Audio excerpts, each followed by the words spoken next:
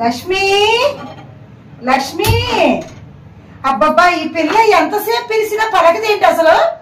ఏం చేస్తుంది అసలు? ఆ ఫోన్ ఏముంది పద్దాక ఫోన్ చూసుకొని ఉంటున్నావు? ఫోన్ లో ఏమున్నాయమ్మా? ప్రతిదానికి భయపడిపోతావు. ఎందుకు చిన్న చిన్న వాటికి ప్రతిదానికి అలా భయపడుతూ? ఫోన్ లో ఏముండదు, అంత టెన్షన్ పడక. అర్థమైందా?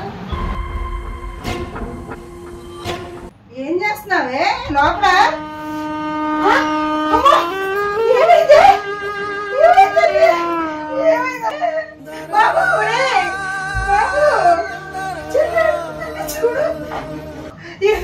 ఏం చేస్తున్నావే? ఏంటో పిచ్చి పని?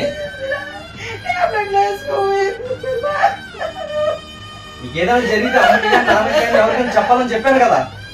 ఏంటి పిచ్చి పని? అన్నయ్య బ్యూటీ యాప్ లో నా ఫోటోలు షేర్ చేసి పంపించాను. ఎవరు నా ఫోటోల్లో మార్పింగ్ చేస్తాను, రోజు బ్లాక్ మెయిల్ చేస్తారన్న ఈ విషయం అమ్మ తెలిస్తే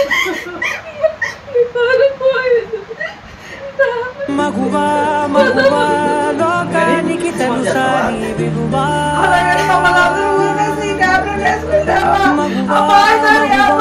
సహనానికి సరిహద్దులు కలవా.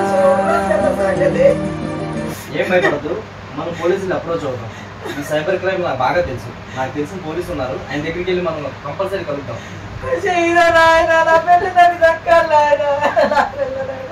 నమస్తే అండి. చెప్పమ్మా ఏంటి? ఏం లేదండి, పాప ఫోన్ రోజు చూసుకుంటుంటే ఏం చూసుకుంటుందో ఏంటో అనుకొని అడుగుతుండేదని ఏం ఏంటమ్మానంటే చెప్పమ్మా ఏం జరిగిందో నాకు చెప్పింది, అన్నయ్య చెప్పింది.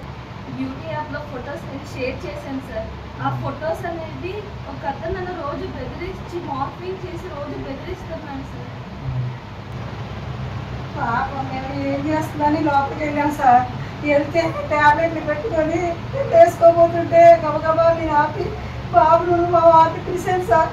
ఏమైందమ్మా అని అడిగితే నన్ను ఫోటోలు ఒక యాప్ ఉందమ్మా, ఆ యాప్లోకి వెళ్ళి ఫోటోలు మార్చేసారమ్మా, నన్ను బ్లాక్మెయిల్ చేస్తారమ్మా అని అంటే నా కొడుకేమో ఏదైనా ఏంటి అంటే సైబర్ క్రైమ్ ఉందమ్మా, నువ్వు భయపడాల్సిన అవసరం లేదు, వీటికి నడమ్మా వెళ్దామని తీసుకొచ్చేస్తాను. ఇది జరిగిన వాస్తవం.